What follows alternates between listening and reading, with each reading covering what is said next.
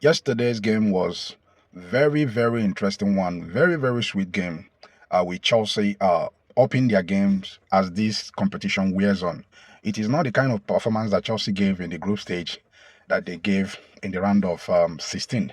And it's not the same thing right now as they move further forward in this very competition. Last night was a very fantastic performance against the Fluminense side that was captained by our very own Thiago Silva.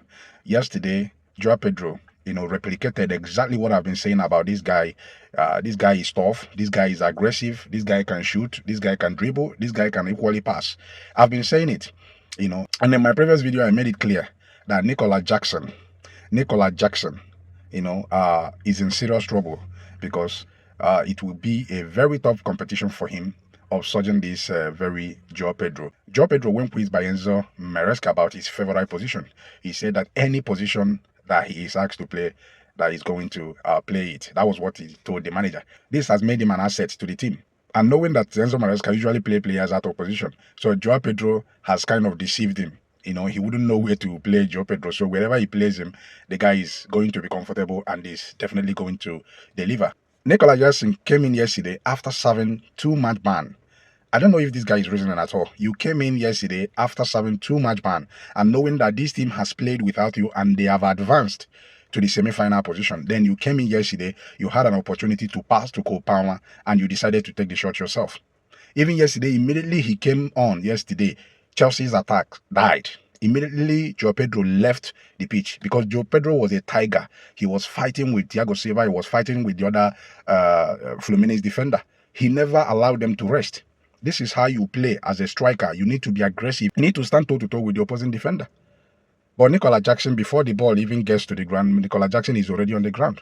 Sometimes he runs past the ball. Sometimes he moves before the ball. Sometimes even when he's in control of the ball, once he gets into the 18-yard box, he becomes a total waste. It's a shame that Nicola Jackson is now beginning to, understudy a player that just came to Chelsea, having spent whole 2 seasons at Chelsea. By now, he would have become the mainstay at this very team, meaning that whoever that comes in must have to understudy him. But right now, Nicola Jackson has found himself understudying a player that Chelsea just acquired in Joao Pedro. This is very shameful. At least right now, people can see why Mikel Obi is always on Nicola Jackson. This is not out of hate. Whenever Africans come to Chelsea, Chelsea fans all over Africa do want that player to succeed. And Nicola Jackson is no exception. We want him to succeed at Chelsea. And we've been supporting him because we want him to succeed. We want him to follow the leads of other African players that have come into this club, that have come to this club, and they succeeded. Dele Drogba in the list, Michael Essien in the list, Solomon Kalou in the list, Jeremy Njeta in the list. So many of them, Mikel Obi on the list. So Jackson shouldn't be different. And that is why we want him to succeed. This is why we are criticizing him. We want him to improve. I don't know if after every game that he goes back to watch his clip, because that is how players that want to improve behaves. You need to go back and watch the clip. Know where you've done wrong, know where to improve. Not after one game they put you in another game and you're performing worse than the way you performed in the previous game. So Nicola Jackson right now, the good news is that Chelsea will no longer rely on you. Chelsea now has an alternative. So if you decide to improve, you improve. If you don't want to improve, that's your problem. So the most important thing at the end of the day is that Chelsea has reached the final of FIFA Club World Cup. A lot of Arsenal fans, I saw them ranting on social media, a lot of Manchester United fans are saying that Chelsea was lucky that they had all the easy games and everything. I can tell you for sure that there is no easy game. Chelsea has won so many trophies in the past, not because they had easy games. If you want to win any competition, you play against any team that is given to you. When Chelsea won the Champions League, Chelsea beat Barcelona, Chelsea defeated Bayern Munich, Chelsea defeated Real Madrid. These are the very best teams in the world. When Chelsea won the Europa League, they had to beat Arsenal. One of the favorites in the competition, if not the favorite, because they reached the final. So what hasn't Chelsea done? Why are you people always jealous of Chelsea's success? You wanna go get headache, oh? Wanna go get serious headache. So Chelsea is right now in the final. And Chelsea will be waiting to know their next opponent between Real Madrid and, of course, PSG. But whoever that comes on, Chelsea is ready to take them head on and see what happens at the end of the day.